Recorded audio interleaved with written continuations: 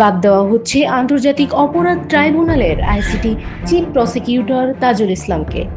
বাংলাদেশের নতুন সরকার আন্তর্জাতিক অপরাধ ট্রাইব্যুনালের নতুন প্রধান প্রসিকিউটর নিয়োগের সিদ্ধান্ত নিয়েছে। বর্তমান প্রধান প্রসিকিউটর তাজুল ইসলামকে সরিয়ে এই পদে অ্যাডভোকেট আমিনুল ইসলামের নাম বিবেচনায় রয়েছে বলে জানা গেছে। এর আগে বাংলাদেশ জাতীয়তাবাদী দল বিএনপির চেয়ারপারসন ও সাবেক প্রধানমন্ত্রী বেগম খালেদা জিয়ার দুর্নীতি মামলায় আইনজীবী দলের সদস্য হিসেবে দায়িত্ব পালন করেছেন অ্যাডভোকেট আমিনুল ইসলাম। এমনকি ওই মামলায় দণ্ডিত হয়ে করেছিলেন কারাবরণ। ইতোমধ্যে অনানুষ্ঠানিকভাবে তাজুল ইসলামকে প্রতিস্থাপনের সিদ্ধান্ত সম্পর্কে অবহিত করা হয়েছে।